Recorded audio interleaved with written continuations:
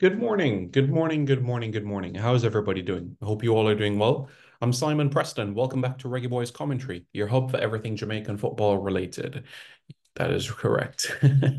So everybody's doing well. We are August 14th, and depending on where you're watching this video from in the world, it could be August 15th. You go to Hong Kong, it's 13 hours ahead of Jamaica, Tokyo, Japan, 14 hours ahead.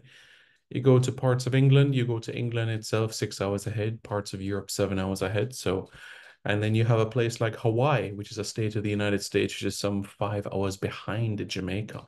So that just shows in itself the diversity of the different times and all of those aspects of things. So what is it that we're going to be discussing in this video? We're going to be highlighting the new head coach of the Jamaica men's national team, the Reggae Boys, Mr. Steve McClaren, and some of the Jamaican players that he's had an opportunity to work with. So we're going to look at some of these faces as well and basically talk about those experiences. Okay. First thing first, an honorable mention I want to give to Giles Barnes. Now, Giles Barnes was due to sign with Steve McClaren during his time at the club, but injuries to Giles Barnes really affected his career. And it's remarkable to think that despite the injuries that Giles Barnes had, he still went on to have a career as a professional. Many doctors said that he would not even be able to kick a football again. Some were even saying, can he even be able to go on a pitch again? But he still was able to establish a career in Major League Soccer. And for Jamaica, he won a medal as well, finishing second in the CONCACAF Gold Cup in 2015 and also winning the America's Cup in 2016 after defeating Chile. So he's had success in national colors. He scored some bangers of goals, I must add as well. And in terms of the club football, he's had reasonably good spells when he's played across the Atlantic in North America. And in addition to that, he's now coaching at Orlando Pride as well and as an assistant coach. So really happy for him. And for a young man as well, I think he's born 1988, so that would make him around 35, 36 thereabouts. So he's getting the experience, he's growing in knowledge. So full credit to him as well, Giles Barnes. But the first player that we're going to look at in this list, it stems from Coach McClaren's first spell, you could say, coaching when he was the assistant manager at Derby County from 1997 to 1999, and that was Dion Burton.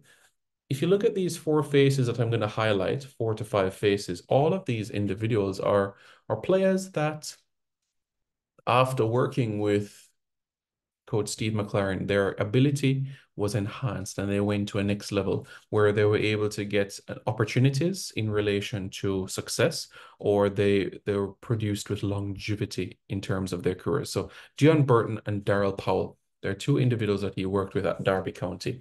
As you know, in January 99, coach Steve McClaren moved to Manchester United.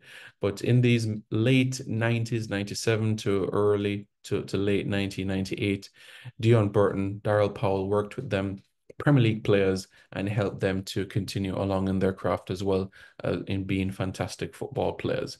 We're going to fast forward now to the spell at Nottingham Forest. And at Nottingham Forest, he worked with two Jamaican internationals, and we're going to be coming to that as well. At Nottingham Forest, he worked with, that is correct, Wes Morgan, and we'll get to it. We'll get to it. Trust me, we'll get to it. Wes Morgan, there are so many different superlatives to speak about this man on your screen right now. An inspirational force at Nottingham Forest, promoting them from League One to the Championship. And the rest is history, where Wes Morgan became the captain of a Premier League winning team at Leicester City, the first Caribbean international to captain a team winning the Premier League title. Not the first Jamaican to win the league, but certainly the first Caribbean international to lift the trophy. And that is fantastic. All credits as well to Lindy de la Pena for winning the league for Portsmouth as well in the late 1940s, as well being the first Jamaican and Caribbean athlete to win the top flight English league with Portsmouth. And Lindy de la Pena also played for Middlesbrough. Who played at Middlesbrough at the time as well, up front with him? A man by the name of Brian Clough. Yes, that is right, Brian Clough.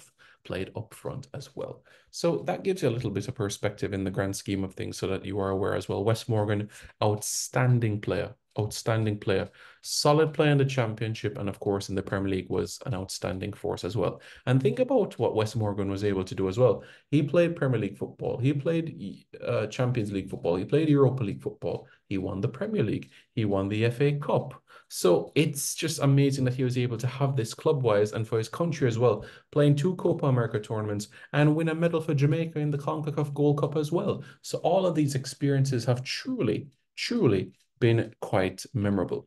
Gareth McClary also played for Nottingham Forest, and I'm going to stress why it is impressive what Gareth McClary is doing, because you don't find this very often.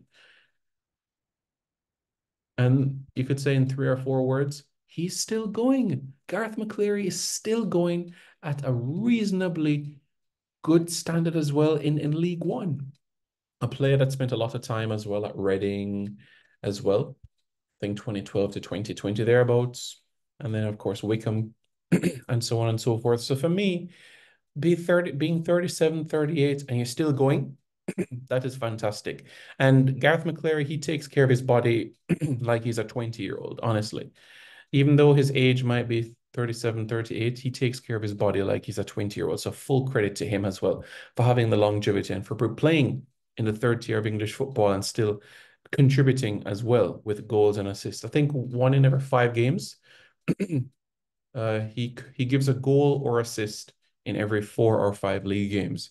And that is not bad in the grand scheme of things. So I just want to as well give credit as well for Steve McClaren for working with these two as well, Mr. Wes Morgan and also as well Gareth McClary. And how could we forget Simon Dawkins? He worked with Simon Dawkins at Derby County. And as we know, Simon Dawkins eventually went on at Aston Villa, Tottenham, San Jose Earthquakes, USL, and of course for Jamaica has a silver medal at the CONCACAF Gold Cup. So those are just a few faces, folks, so that you are aware in terms of what Coach McClaren has been able to do and work with, so that you are abundantly clear and aware in the grand scheme of things. He's somebody that has worked with Jamaican players. This is not something that is going to be new for him. This chapter of his life is not something that is going to be new at all. He is familiar with all aspects. He knows the demands and he knows, and as he said at the press conference, he has worked with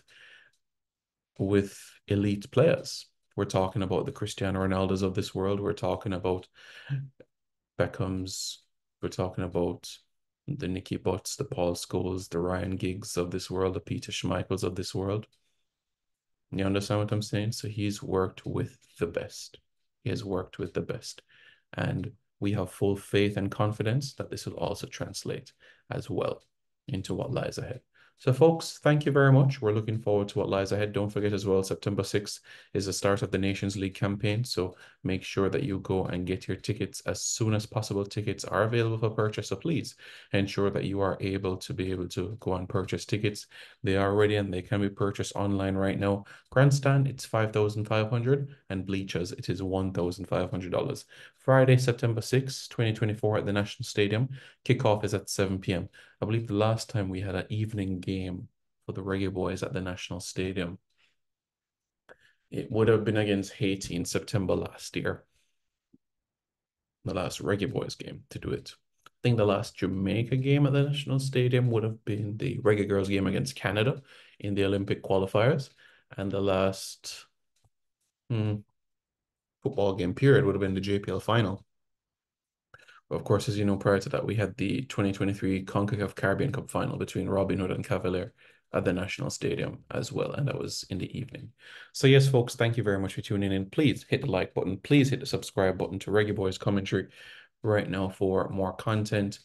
We're so close to 21K. Let's push, guys. Let's push. You guys know right here on this platform, it is all about accuracy, reliability, credibility, and positivity right here. So you know exactly what you are getting the information as well. So that would be greatly appreciated. Okay, guys, thank you all so much for your support and see you all in the next video.